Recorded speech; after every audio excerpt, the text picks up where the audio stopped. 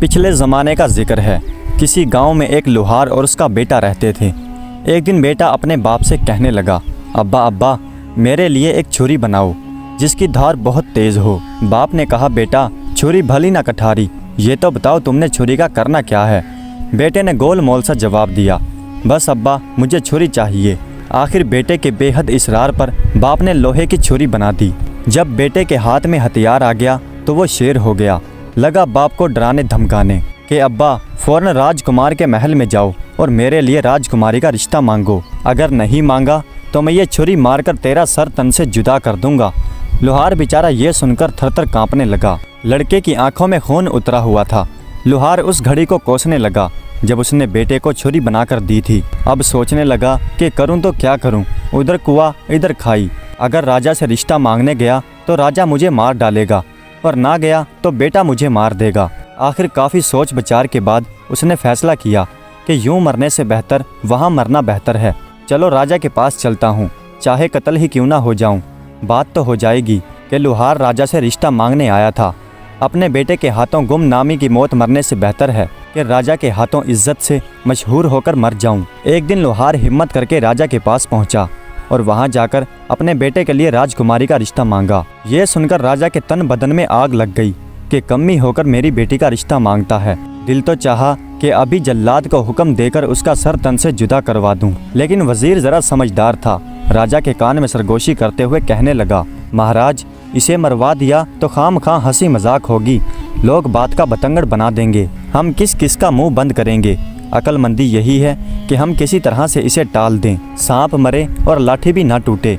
हम इससे ऐसा सवाल कर डालते हैं कि जिसका जवाब ये सारी ज़िंदगी भी ढूंढ नहीं पाएगा। अगर गुड़ देने से ये मर जाए तो जहर क्यों दीजिए। उसके बाद वजीर लोहार से मुखातिब होकर बोला, मियाँ लोहार, हम राजकुमारी का रिश्ता तुम्हारे बेटे से करने के लिए तैयार हैं, लेकिन उसके लिए हमारी एक शर्त है कि तुम्हारा बेटा कोई ऐसा काम करे जो आज से पहले ना किसी ने किया हो और ना किसी ने देखा हो। लोहार शर्त सुनकर वापस लौट पड़ा और अपने जिंदा बच जाने पर खुदा का लाख शुक्र अदा किया। घर आकर उसने अपने बेटे को ये बात बताई। दोनों बाप बेटे ने गांव छोड़ने का इरादा किया और इस शर्त को पूरा करने के लिए सफ़र पर रवाना हो गए। चलते चलते एक घने जंगल में पहुँचे। क्या देखते हैं कि एक आदमी शरी यानी शीरस के दरख्त के नीचे बैठा है। जमीन पर चारों तरफ शरी के पीले पीले फूल बिखरे हैं। आदमी ने चूल्हे में अपनी टांग डाल रखी है और पैर में से तड़ातड़ आग के शोले निकल रहे हैं। चूल्हे पर खोलते हुए तेल की कड़ाही रखी है और वो पकोड़े तल तल कर खा रहा है।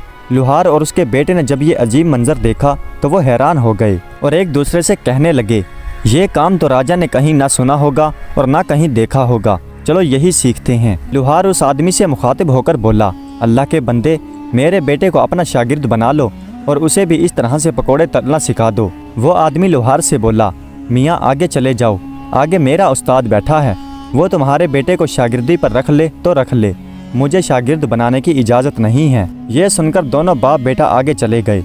चलते चले जा रहे थे। आगे क्या देखते हैं कि एक बड़ की छांव के नीचे एक आदमी बैठा है और बड़ के चारों तरफ बड़ का फल बिखरा हुआ है। उसने चूल्हे में अपनी टांग डाल रखी है और एड़ी में तड़ातड़ आग के शोले निकल रहे हैं और चूल्हे पर उबलते हुए तेल की कड़ाही रखी है और वो जलेबियां तल तल कर खा रहा है। लोहार और उसके बेटे ने जब ये मंजर देखा तो एक दूसरे से कहने लगे, अरे ये काम तो पिछले काम से भी मुश्किल है, ये काम तो राजा ने ना कहीं देखा होगा और ना कहीं सुना होगा, चलो यही सीखते हैं। लोहार उस आदमी से मुखातिब होकर बोला, अल्लाह के बंदे, मेरे बेटे को भी अपने शागिर्दी में रख ले, इसे भी इस तरह से जलेबियां तलना सिखा दे। उस आदमी ने लोहार से कहा, मियाँ आगे जाओ, आगे मेरा उस्ताद बैठा है, वो तेरे बेटे को शागिर्दी पर रख ले तो रख ले, मुझे शागिर्द बनाने की इजाज़त नहीं है। यह सुनकर दोनों बाप बेटा आगे रवाना हो गए। वो चलते चलते एक और जगह पर पहुँचे जहाँ क्या देखते हैं कि एक आदमी बेरी के पेड़ के नीचे बैठा है। ज़मीन पर बेरी के मीठे मीठे बेर बिखरे पड़े हैं। उसने भी चूल्हे में अपना पैर डाल रखा है और पैर में से तड़ातड़ आग के शोले निकल रहे हैं। चूल्हे पर गन्ने के रस से भरी हुई एक कड़ाही रखी है और वो गुड़ बनाकर खा रहा है। लोहार और उसके बेटे ने जब ये मंजर देखा तो मन ही मन में कहने लगे, अरे ये काम तो पिछले काम से भी ज़्यादा मुश्किल है, ये काम तो राजा ने ना कहीं सुना होगा और ना कहीं देखा होगा, चलो यही सीख लेते हैं। लोहार उस आदमी से मुखातिब होकर बोला, अल्लाह के नेक बंदे, मेरे बेटे को भी अपनी शागिर्दी में रख लो, इसे भी इस तरह से गुड़ बनाना सिखा दो। वो बोला, ठीक है, मैं तेरे बेटे को अपना शागिर्द बना लेता हूँ, इसे अपने पास रख लेता हूँ। ये लो चाबियाँ। वो सामने एक कमरा है, उस कमरे का दरवाज़ा खोलो और अपने बेटे को कमरे में बिठाकर बाहर से दरवाज़ा बंद कर दो। लोहार ने उस आदमी की हिदायत पर अमल किया। जब बेटे को कमरे में बंद करके वापस जाने लगा तो उस आदमी ने लोहार से चाबियां वापस ले ली और लोहार से कहने लगा, अब 1 साल के बाद वापस आना। लोहार चाबियां देकर अपने घर वापस लौट गया। उधर लड़का कमरे में भूखा प्यासा बैठा था, इंतजार कर रहा था कि कोई आए और उसकी मदद करे, लेकिन पूरा दिन गुजर गया और उसकी मदद के लिए कोई ना आया। फिर जब लड़के ने कमरे में चारों तरफ देखा तो उसके रोंगटे खड़े हो गए, खून खुश्क होने लगा। उसके सामने एक खौफनाक नज़ारा था। कमरे के अंदर चारों तरफ इंसानी हड्डियां बिखरी पड़ी थी। लड़के ने सोचा, न जाने मुझसे पहले कितने ही लोग इस मौत के कमरे में अपनी जान दे चुके हैं और मेरा हाल भी उनसे कुछ मुख्तलिफ नहीं होगा। मैं और मेरा बाप उस बाहर बैठे आदमी के धोखे में आ गए। अब मुझे भी इन आदमियों की तरह यहाँ पर एड़ियाँ रगड़ रगड़ कर मरना पड़ेगा। एक रोज़ मेरी भी हड्डियाँ इन हड्डियों की तरह बिखरी पड़ी होंगी। ये सोचकर उसकी आंखों में आंसू आ गए और फूट फूट कर रोने लगा। जब रोने से दिल का गुबार निकल गया तो कमरे में एक कोने में जाकर बैठ गया। दिल ने कहा, जब तक सांस तब तक आस। लड़के ने जमीन पर पड़ी हुई एक बड़ी सी हड्डी उठाई जिसका सिरा छुरी से ज्यादा तेज और तीखा था और दीवार खोदना शुरू कर दी। दीवार से मिट्टी गिरती रही और गिरती रही। आखिर रात दिन की मेहनत रंग लाई। दीवार में इतना बड़ा सुराख हो गया था कि एक आदमी उसमें से निकल सकता है। जब लड़का उसमें से निकलकर दूसरी तरफ गया तो क्या देखता है कि एक और कमरा उसका मुंतजिर है। कमरा खूब सजा हुआ है, कीमती पर्दे लटक रहे हैं। कमरे में बहुत कीमती कालीन बिछा हुआ है। जाली के पर्दे के पीछे सांस लेते हुए किसी बहुत हसीन जिस्म का एहसास होता है। जो ही लोहार के लड़के ने पर्दा सरकाया तो उसकी आंखें खुली की खुली रह गईं। क्या देखता है कि एक गदराए हुए गोरे रंग की मालिक एक बहुत खूबसूरत लड़की बिस्तर पर लेटी हुई सो रही है। जवानी की नींद में सांस लेते हुए उसका जिस्म मुसलसल हरकत में है। करवटों के बायस काले काले लंबे बाल उसके जिस्म से लिपटे हुए हैं। कुछ देर लड़का दीदे फाड़े उसे देखता रहा।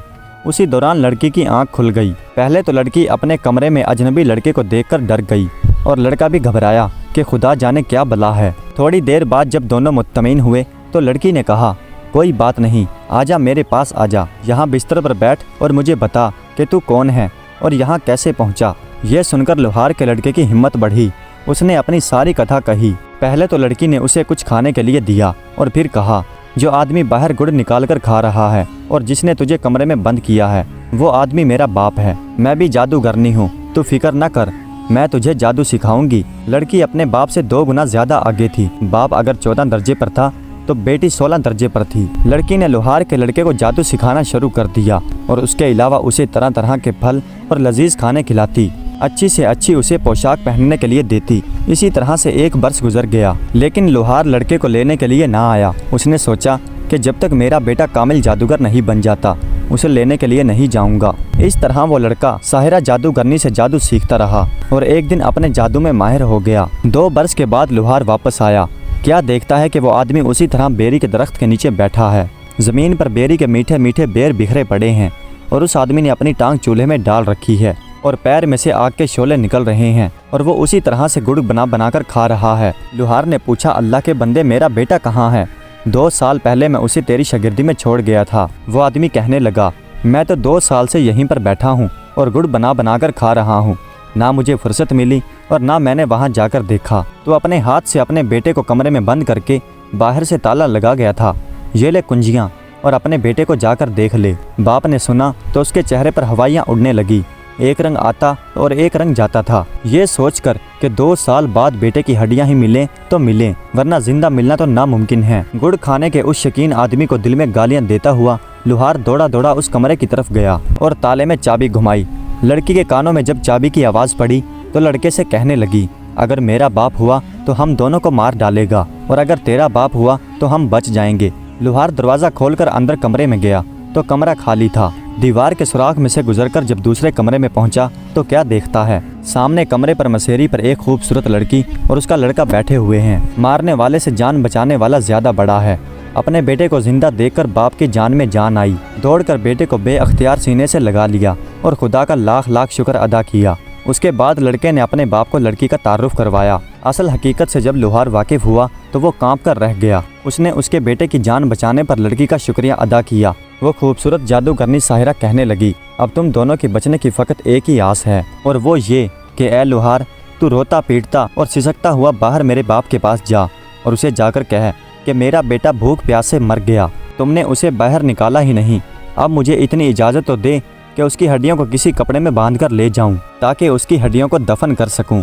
लुहार रोता हुआ कमरे से बाहर निकला। जैसा लड़की ने समझाया था उसने वैसा ही किया। गुड़ बनाता और खाता हुआ वो आदमी बोला, हाँ हाँ हड्डियाँ ले जा, मैंने उनका क्या करना है। और उस बूढ़े जादूगर ने हड्डियाँ ले जाने के लिए एक बड़ी सी चादर भी फराहम कर दी। लुहार दोबारा कमरे में आया और लड़की की बताई गई हिदायत के मुताबिक अपने बेटे को चादर में छुपा लिया। जब बेटे को चादर में छुपाए कंधे पर उठाकर बाहर जाने लगा तो लड़की बोली, मेरी एक बात पल्ले से बांध लो, मैंने तुम्हारे लड़के को जो जादू सिखाया है उस जादू के जरिए रास्ते में ही कहीं कमाई करना शुरू न कर देना। अगर तुमने रास्ते में ही अमीर होना शुरू कर दिया तो मेरे बाप को पता चल जाएगा और फिर वो तुझे और तेरे बेटे को नहीं छोड़ेगा।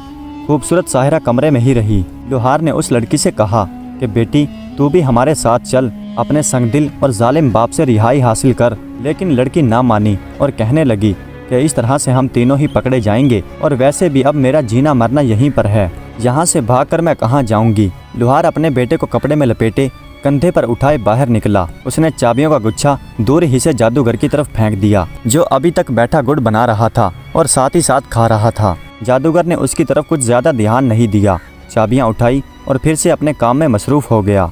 जब लुहार सफ़र किए उस आदमी से कहीं दूर निकल आया तो उसने अपने कंधे से नीचे उतारा, फिर अपने बेटे को चादर से बाहर निकाला और दोनों ने खुदा का शुक्र अदा किया कि उन दोनों की जान बच गई। और फिर से बाप बेटों ने सफ़र का आगाज़ शुरू किया। वो चले जा रहे हैं और चले जा रहे हैं और चलते चलते जंगल से बाहर निकल आए। अब वो हरे भरे खेतों में पहुंच गए। एक जगह क्या देखते हैं कि रहड़ चल रहा है, बैल घूम रहा है और कुएं से पानी निकल रहा है। पास ही एक जिम्मेदार खड़ा है। लुहार का लड़का अपने बाप से कहने लगा, अब्बा मैं तुम्हें एक जादू दिखाता हूँ, मैं एक मंत्र पढ़ूंगा और बैल बन जाऊंगा, तुम मुझे जमींदार को बेच देना, लेकिन याद रखना मेरा रस्सा उतार लेना, उसे साथ मत देना। लड़के ने कुछ पढ़ा और फिर बैल बन गया और फिर दोनों चलते चलते जमींदार के पास पहुँचे। जमींदार ने इस कदर खूबसूरत और पला हुआ बैल देखा तो कहने लगा, बाबा जी क्या तुमने बैल को बेचना है? लुहार ने कहा, हाँ बेचना है। जमींदार ने पूछा, क्या लोगे? लुहार ने कहा, 5.25 रुपये। जमींदार को सोच में डूबे हुए देखकर लुहार बोला, मेरा बैल बहुत अच्छा है, अगर तुझे यकीन न आए तो इसे हल में जोड़कर देख ले। जमींदार ने बैल को रहट में जोड़ा। बैल खूब पानी निकालने लगा, उसके पहले वाले बैल से भी कहीं ज्यादा। जमींदार बैल को देखकर राजी हो गया और उसे खरीदने के लिए भी मान गया। लुहार कहने लगा, लेकिन मैंने अपना रस्सा नहीं देना। जमींदार बोला, कोई बात नहीं, तुम अपना रस्सा उतार लो, मैं खुद ही अपना नया रस्सा डाल लूँगा। जमींदार ने 5.25 रुपये दिए और वो बैल खरीद लिया। जब लुहार चलते चलते काफ़ी दूर निकल गया तो बैल ने अपना रुख मोड़ा और भाग खड़ा हुआ, सीधा लुहार के पास पहुंचा और वहां जाकर फिर लड़का बन गया। जमींदार बेचारा हाथ में डंडा पकड़े भागा भागा दौड़ा दौड़ा और हाँफता हुआ लुहार के पास आया और कहने लगा, बाबा तुमने मेरा बैल तो नहीं देखा? लुहार बोला, बैल तो मैं अभी अभी तुम्हारे हवाले करके आया हूँ, बैल कहाँ है? बेचारे जमींदार के वहमो ख्याल में भी नहीं आ सकता था कि उस बूढ़े लुहार के साथ जो लड़का जा रहा है वही उसका भागा हुआ बैल है। जमींदार वापस लौट गया। लुहार और उसके लड़के ने लड़की की दी गई हिदायत पर अमल नहीं किया और रास्ते ही में कमाई करना शुरू कर दी। अब रास्ते ही में उन्हें उसका खामियाजा भुगतना पड़ा। बूढ़े जादूगर को पता चल गया कि लुहार का लड़का जिंदा है और मेरी कैद से फरार हो चुका है। मेरी अपनी बेटी ने उसे मुकम्मल जादू सिखा दिया है। वाकई ही घर का भेदी लंका ढाता है। जादूगर ने एक बूढ़े आदमी का भेष धारा और उनसे पहले ही आगे रास्ते में आकर बैठ गया। लुहार के लड़के को क्योंकि पहले ही कामयाबी मिली थी इसलिए उसने फिर से लालच किया और इस बार ऊँट बनने का सोचा। अब्बा इस बार तू मेरे बदले पूरे 9 रुपये मांगना और 1 रुपया भी कम मत करना और याद रहे मेरे साथ नकेल मत देना। इतना कहकर लड़के ने मंत्र पढ़ा और ऊँट बन गया। लुहार उस ऊँट का रस्सा पकड़े पकड़े चलता चलता उस जादूगर के पास पहुँच गया जो फकीर का भेष बदले उनका इंतजार कर रहा था। फकीर ने लुहार से पूछा, बाबा जी क्या ऊँट बेचना है? फकीर ने लुहार के दिल की कही थी। उसने खुश होकर कहा, हाँ बेचना है। फकीर ने कहा, क्या लोगे? लुहार ने कहा, 9 रुपये। फकीर ने फ़ौरन 9 रुपये निकाले और लुहार की हथेली पर रख दिए। अब लुहार को याद आया और बोला, मैंने ऊँट के साथ नकेल नहीं देनी। फकीर भी जादूगर था और राजदार था, नकेल के भेद और अहमियत से वाकिफ़ था और बोला, मैंने तुम्हें मुँह मांगी कीमत दी है और नकेल ऊँट के साथ ही खरीदा है, इसलिए नकेल तो तुम्हें देनी पड़ेगी। गर्ज उनके बीच इतनी बहस और इतनी तूतू मैमे हुई कि राह चलते मुसाफिर रुक गए और इर्द गिर्द खेतों में काम करते हुए किसान भागे भागे आए और वहां पर जमा हो गए। फकीर ने लोगों से मुखातिब होते हुए कहा, लोगों, खुदा लगती कहो, क्या तुमने आज तक ये सुना है कि कोई जानवर बिक जाए और बेचने वाला जानवर बेचने के बाद उसके गले से रस्सा उतार ले? देखो देखो, ये आदमी मुझे पूरी कीमत पर ऊँट बेचने के बाद ये नकेल वापस लेने पर झगड़ा कर रहा है। फ़कीर की बात में वजन था। जब लोगों ने देखा कि ये तू मैं नकेल के लिए हो रही है तो सबने लुहार को झूठा किया। इतने लोगों के आगे लुहार की पेश न गई। उसे ना चाहते हुए भी ऊँट के साथ फ़कीर के हवाले वो नकेल करनी पड़ी। फ़कीर जो जादूगर था और नकेल की हकीकत से वाकिफ था, खुशी के मारे उछलने लगा। लड़का अब जादूगर के कब्जे में था, क्योंकि अब नकेल जादूगर के हाथ में थी और इसलिए उसके लिए अब ये मुमकिन ना था कि वो पहले की तरह आज़ाद होकर वहाँ से भाग जाए। लेकिन लड़का भी अब आम लड़का नहीं था। 2 साल जादूगरने की लड़की की शागिर्दी में रहने के बाद एक कामिल जादूगर बन चुका था। उसने मंत्र पढ़ा और कबूतर बनकर उड़ गया। जादूगर के हाथ में नकेल का दूसरा सिरा फट से नीचे गिर गया। उसने पीछे मुड़कर देखा तो ऊँट का कहीं नामो निशान भी नहीं था और नकेल नीचे ज़मीन पर घिसट रही थी। अब जादूगर ने भी मंत्र पढ़ा और बाज बनकर कबूतर के पीछे लग गया। लेकिन लड़का भी कुछ कम नहीं था। शेर को सवा शेर। कबूतर ने जब नीचे झुककर देखा, गांव की कुछ औरतें झुकी हुई छप्पड़ में से हाथ भर भरकर काली स्याह चिकनी मिट्टी निकाल रही हैं ताकि अपने कच्चे घरों और फर्शों पर पोछा लगा सकें। इससे पहले कि बाज कबूतर को पकड़ता, लड़का मंत्र पढ़कर मेंढक बनकर छप्पड़ में जा गिरा। ये देखकर बूढ़ा जादूगर बगला बन गया, छप्पड़ में उतरा और चूंचे मार मार कर मेंढक को तलाश करने लगा। एक गाँव की खूबसूरत गोरी लड़की भी अपने लंबे लंबे हाथों से मिट्टी निकाल रही थी। लड़के ने फिर से मंत्र पढ़ा और मेंढक से छल्ला बनकर लड़की की उंगली में चला गया। बगला भगत यानी जादूगर अब उसकी छोटी उंगली से छल्ला निकालने से तो रहा। थोड़ी देर बाद औरतें मिट्टी बर्तनों में डालकर अपने घरों की तरफ चल पड़ी। जैसे ही लड़की अपने घर पहुंची, जादूगर बगले से फ़कीर बन गया और सदा लगाते हुए उनके घर पर जा पहुंचा। लड़की छन्ने में आटा डाले दरवाजे पर आई। जादूगर बोला, बेटी, मैंने आटा नहीं लेना, मैंने तो वो छल्ला लेना है जो तुम्हारे दाएं हाथ की छोटी उंगली में है। ये बात सुनकर लड़की को गुस्सा आ गया। तू कौन होता है मुझसे ये छल्ला मांगने वाला? जब यह तकरार लड़की के माँ के कानों में पड़ी तो वो भी दरवाजे पर आ गई। अब जो माँ को असल बात पता चली तो वो लड़की से बहुत खफा हुई। माँ शक्की मजाज औरत थी। लड़की से कहने लगी, तू तो छप्पड़ से मिट्टी लेने गई थी, ये छोटी उंगली में छल्ला कहाँ से पहनवा कर आ गई? बता, तेरे किस यार ने ये छल्ला दिया? इसे फौरन उतार और फेंक। आ लेने दे तेरे बाप को, सब बताती हूँ। इससे पहले कि तू कोई चांद चढ़ाए, कर देती हूँ तेरे हाथ पीले। लड़की बेचारी अजीब मुसीबत में फंस गई थी। उसने अपनी छोटी उंगली से छल्ला निकालकर फेंक दिया। फ़कीर इसी इंतज़ार में छल्ले पर आंख रखे खड़ा था। उसने छल्ला पकड़ने के लिए हाथ आगे बढ़ाया। लड़का फिर छल्ले से कबूतर बनकर उड़ गया और जादूगर बाज बनकर उसके पीछे लग गया। आखिर राजा का महल आ गया। दोनों उसके ऊपर उड़ रहे थे। राजा कचहरी लगाए बैठा था। इससे पहले कि बाज कबूतर को पकड़ता, लड़का कबूतर से सोने की तार बन गया और बादशाह के ताज में जाकर गिर गया कि यहाँ से तो बाज मुझे नहीं निकाल सकेगा। जादूगर फिर बाज से फ़कीर बन गया और बादशाह के सामने आकर सदा लगाई। राजा ने कहा, मांग, क्या मांगता है? फ़कीर ने कहा, राजा, तेरे ताज के अंदर जो सोने का तार है वो मुझे दे दे। ये बात सुनकर राजा को बहुत हैरत हुई कि मेरे ताज में सोने का तार कहाँ से आया। ये सोचकर उसने एक हाथ ऊपर उठाया कि ताज में हाथ डालकर देखे तो सही। जो ही राजा ने ताज में हाथ डाला और राजा के हाथ में आते ही तस्बीह बनकर टूट गया और ज़मीन पर बिखर गया। फ़कीर फ़ौरन मुर्गा बनकर उन्हें चुगने लगा और लड़का देखते ही देखते मोतियों से बिल्ला बनकर उसने मुर्गे को पकड़कर दबोच लिया और वहीं पर मार दिया। राजा दम बखुद हैरान परेशान ये सब कुछ देख रहा था। हैरत से उसकी आंखें फटी जा रही थी। ऐसा मंजर राजा ने कभी अपनी आंखों से नहीं देखा था। उधर मुर्गे को मारने के बाद लड़का अपनी असल हालत में वापस आ गया था और आगे बढ़कर राजा के रूबरू आदाब बजा लाया। राजा, जो अभी तक हैरत में डूबा हुआ था, बामुश्किल ही बोला, ये सब क्या माजरा है? लड़के ने कहा, महाराज बताइए, क्या आज से पहले आपने ये सब देखा या सुना? राजा हैरत से मुंह में उंगलियां दबाए हुए बोला, नहीं, कभी नहीं। इस पर लड़के ने कहा, महाराज, आप अपना मुआहदा याद कीजिए जो आपने मेरे बाप से किया था। मैं उसी लोहार का लड़का हूँ। मैंने भरी कचहरी में इतने लोगों के सामने आपकी शर्त पूरी कर दी है। अब आप अपना वादा पूरा कीजिए और मुझे राजकुमारी का रिश्ता दीजिए। राजा के पास अब कोई रास्ता नहीं रहा था। उसे मजबूरन हाँ करना पड़ी और अपनी बेटी का रिश्ता उसे देना पड़ा। चंद रोज बाद लोहार अपने लड़के को सजाए घोड़ी पर बिठाए बारात लेकर राजा के महल में आ गया। धूमधाम से शादी हुई। लोहार का लड़का बादशाह का दामाद बन गया। चूँकि राजा का कोई बेटा नहीं था, इसलिए राजा ने लोहार के बेटे को ही अपना वलीअहद बना लिया। चंद सालों बाद जब राजा मर गया तो लोहार का लड़का तख्त पर बैठा और निहायत आन बान से हुकूमत करने लगा। प्यारे दोस्तों, उम्मीद करता हूँ कि आज की ये वीडियो आपको पसंद आई होगी। अगर वीडियो अच्छी लगी हो तो कमेंट्स में अपनी राय का इजहार ज़रूर कीजिएगा। हमारे चैनल को सब्सक्राइब कर दीजिएगा। वीडियो देखने का बहुत बहुत शुक्रिया।